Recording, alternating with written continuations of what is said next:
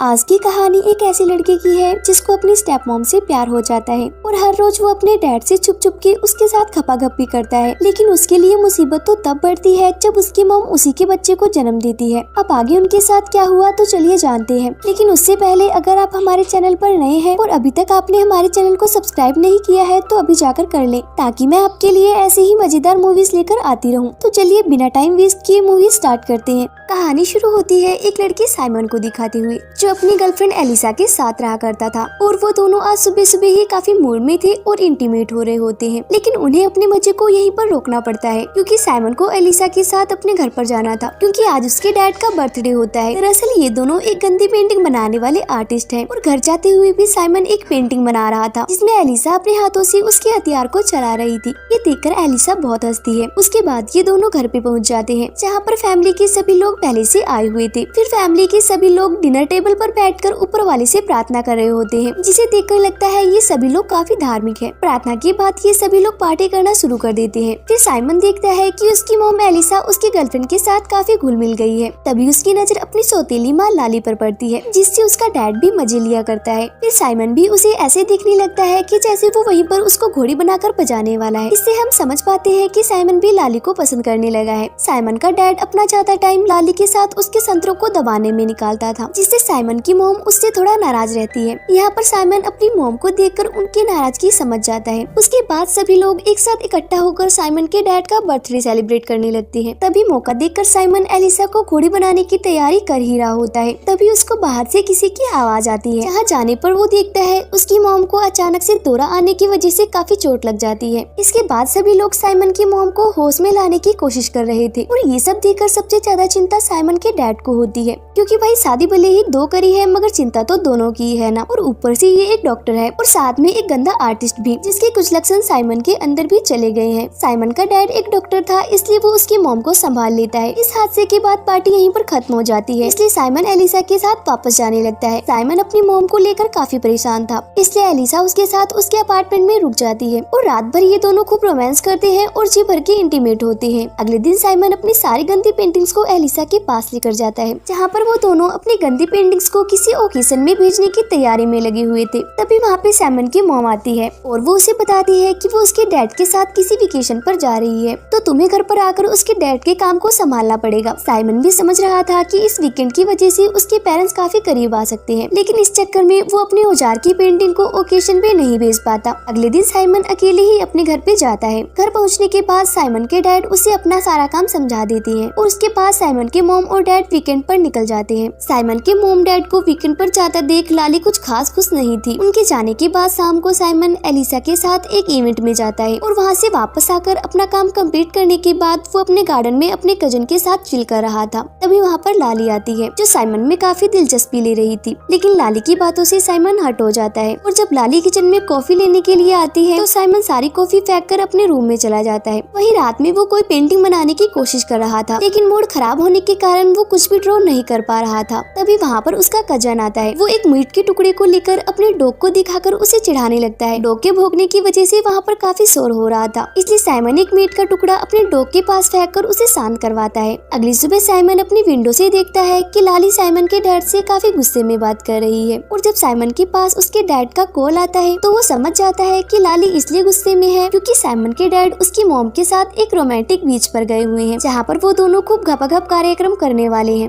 दरअसल साइमन के डैड उसे समझा रहे थे कि वो लाली को परेशान ना करे। इसके बाद वो अपने अंकल के साथ मिलकर काम करता है और जब वो लाली से माफी मांगने जाता है तो वहाँ पर साइमन की मुलाकात एक पेशेंट से होती है, इसीलिए वो उस टाइम लाली से माफी नहीं मांगता। लेकिन थोड़े टाइम बाद वो लाली के पास आकर उससे माफी मांगता है। अपनी लाइफ से परेशान लाली खुद को कंट्रोल नहीं कर पाती और साइमन के सामने ही फुट फुट कर रोने लगती है। साइमन अब उसे संभालता है, लेकिन तभी लाली उसे किस कर लेती है और तभी वहाँ पर एक बार पेलम पेली वाला माहौल बन जाता है। लेकिन कुछ होता इससे पहले वो दोनों खुद को संभाल लेते हैं। अब यहाँ से जाने के बाद भी साइमन लाली के ख्यालों में खोया रहता है। वो एलिसा के साथ रहने पर भी लाली के बारे में ही सोचता रहता था। अब अगले दिन वो लाली से बात करना चाह रहा था, लेकिन किसी काम की वजह से लाली को वहाँ से बाहर जाना पड़ता है। उसके जाने के बाद साइमन जब लाली की फोटोज देख रहा होता है, तभी एक कुरियर वाला लाली के लिए कुछ फ्लावर्स लेकर आता है, जिसे देखकर साइमन समझ जाता है कि ये फ्लावर्स उसके डैड ने लाली के लिए भेजे हैं। ये जानकर साइमन उन फ्लावर्स को घर से बाहर दूर एक कचरे में फेंक देता है। यानी कि साइमन अब लाली का दीवाना हो चुका था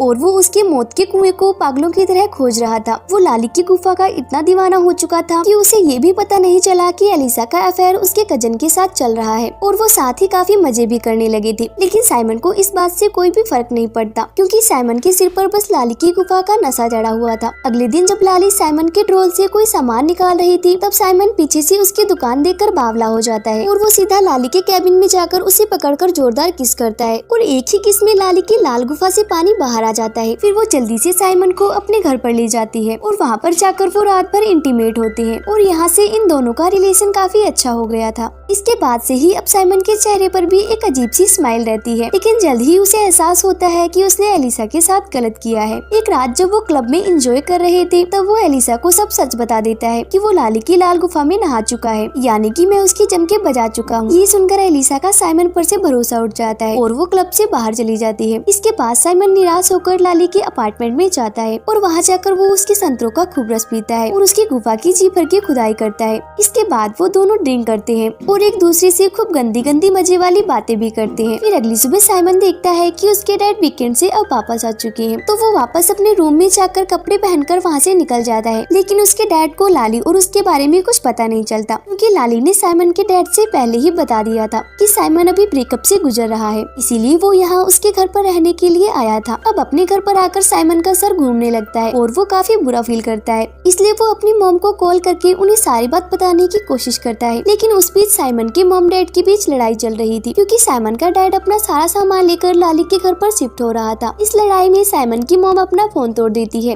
और फिर जब साइमन उन्हें कॉल करने का ट्राई करता है तो उनका फोन ऑफ आता है, और जब साइमन की मॉम का कॉल नहीं लगता तो वो अपनी मॉम के घर पर आ जाता है, जहाँ पर उसकी मॉम से समझाती है कि उसे एलिसा के साथ अपना रिलेशन बनाए रखने के लिए एक और कोशिश करनी चाहिए। ये सुनकर साइमन सीधा वहाँ से निकलकर एलिसा के पास आता है। वो उसे मनाने की बहुत कोशिश करता है, लेकिन एलिसा का ट्रस्ट साइमन से उठ गया था, इसलिए वो उसकी एक भी बात नहीं मानती। इसलिए साइमन को पैनिक अटैक आने लगता है। वो किसी तरह से वापस अपने घर पर आता है, और जब वो अपनी पेंटिंग को फेंकने के लिए जा रहा था, तब वो वहीं पर जमीन पर गिर के बेहोश हो जाता है। और जब साइमन की आँख खुलती है तो वो खुद को एक हॉस्पिटल में पाता है, जहाँ पर उसके डैड भी मौजूद थे। वो उसे समझाते हैं कि अगर एलिसा उसके साथ नहीं रहना चाहती तो वो उम्र भर उसके पीछे न पड़ा रहे, उसे अपनी लाइफ में आगे बढ़ना चाहिए। अपने डैड की बात मानकर साइमन एलिसा का पीछा छोड़ देता है, और पूरी तरह ठीक होने के बाद वो अपने डैड के बुक लॉन्च शो में आ जाता है, जहाँ उसकी मुलाकात अपनी माँ से होती है, जो साइमन को पूरी तरह से ठीक देखकर काफी खुश होती है। मूवी के लास्ट में हम देखते हैं कि साइमन का पूरा परिवार फिर से एक बार इकट्ठा हुआ है, क्योंकि लाली को आज एक बेबी हुआ है। आपको क्या लगता है कि ये बेबी किसका हो सकता है, साइमन या उसके डैड का? कमेंट में जरूर बताएं। जब सारे लोग एंजॉय कर रहे होते हैं तो साइमन और उसकी मॉम दूर ही बैठे ये सब देख रहे होते हैं, क्योंकि उन्हें लगता है कि अब वो इस फैमिली का हिस्सा ना रहे तो ही उनके लिए अच्छा होगा। और इसी सीन के साथ इस मूवी का एंड हो जाता है। अगर मूवी अच्छी लगी हो तो एक लाइक जरूर करें, और मेरे साथ जुड़े रहने के लिए चैनल को सब्सक्राइब करना ना भूलें। Thanks for watch.